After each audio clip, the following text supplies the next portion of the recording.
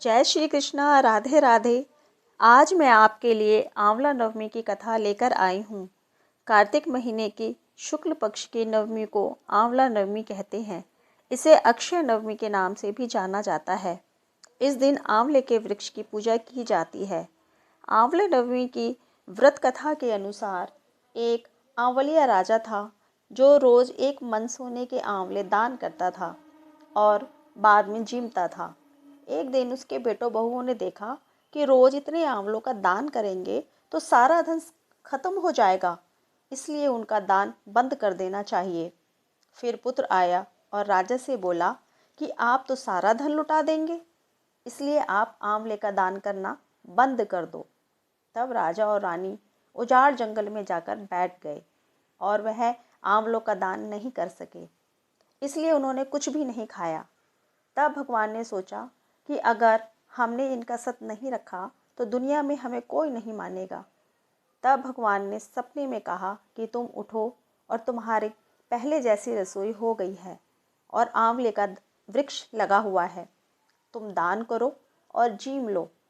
तब राजा रानी ने उठकर देखा तो पहले जैसा राजपाट हो गया है और सोने के आंवले वृक्ष पर फैले हुए हैं। तब राजा रानी 1.25 मन आंवले का दान करने लगे। वहाँ पर बेटे बहू के धर्म अन्नदाता का बैर पड़ गया। आसपास के लोगों ने कहा कि जंगल में एक आंवलिया राजा है, सो तुम वहाँ चले जाओ तो तुम्हारा दुख दूर हो जाएगा। वह दोनों वहाँ पहुँच गए। वहाँ पर रानी अपने बेटे और बहू को देखकर पहचान गई और अपने पति से बोली कि इन लोगों से काम तो कम कराएंगे और मजदूरी ज़्यादा देंगे। एक दिन रानी ने अपनी बहू को बुलाकर कहा कि मुझे सिर सहित नहला दो। बहू सिर धोने लगी तो बहू के आंख में से पानी निकलकर रानी की पीठ पर पड़ा। तब रानी बोली कि मेरी पीठ पर आंसू क्यों गिरे हैं, मुझे बताओ। तो बहू बोली कि मेरी भी सासू की पीठ पर ऐसा ही मस्सा था और हमने उन्हें घर से निकाल दिया था।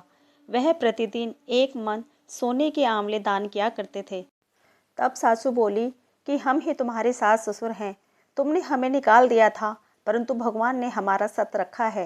हे भगवान, जैसा राजा रानी का सत रखा वैसा सबका रखना, कहते सुनते सारे परिवार का सत रखना।